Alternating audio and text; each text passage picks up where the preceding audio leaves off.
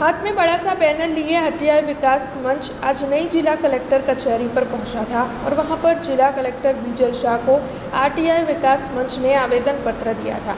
दरअसल साल 2025 के दिसंबर माह में वडोदरा महानगर पालिका के चुनाव आयोजित होने जा रहे हैं।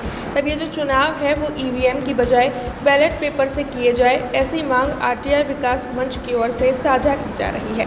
दरअसल ईवीएम की बजाय बैलेट पेपर से मतदान करना प्रक्रिया को और सुरक्षित बनाएगा। इसी मुद्दे को आगे रखते हुए आरटीआई विकास मंच की ओर से इस मामले में विरोध जताकर जिला कलेक्टर बीजल शाह को आवेदन पत्र दिया है।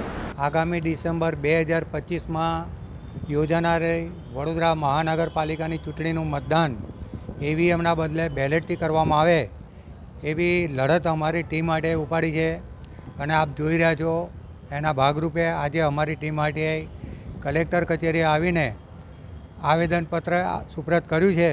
अमे मांग करीए छीए के आगामी चूंटणीनुं मतदान ईवीएमना बदले बेलेट पेपरथी करवामां आवे અને આ મુદ્દે અમે આગળ શહેરની અંદર જનજાગૃતિના કાર્યક્રમો પણ કરીશું।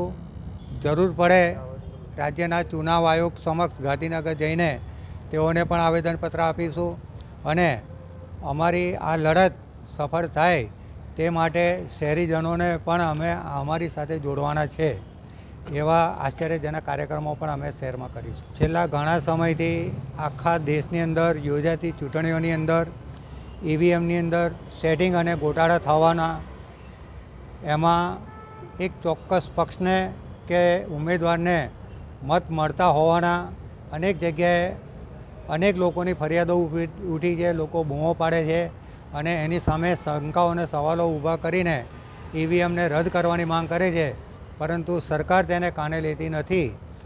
तेनी सामे अमारी टीम आरटीआई सरकारने अनुरोध करे छे के केन्द्रनी अंदर आपनी 3 टर्म सरकार बनी है, एमां छेल्ला 10 वर्षथी मोदी साहेबनुं शासन है।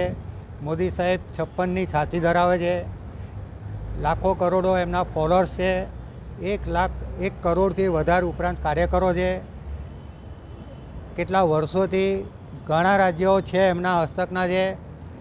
तो ईवीएमनो अखतरो करवाना बदले बेलेटथी इलेक्शन करे तो लोकोनी अंदर जे अविश्वास ऊभो थयो छे ए पण दूर थाय अने जो ईवीएमनी जग्याए बेलेटथी इलेक्शन करे एवी मांग खुद सरकार चुनाव आयोगने करे तो तेनाथी लोकोनी अंदर विश्वास ऊभो थशे। हमसे जुड़े रहने के लिए हमारे YouTube चैनल को सब्सक्राइब करें और नई वीडियो की नोटिफिकेशन के लिए बेल आइकॉन को दबाएं।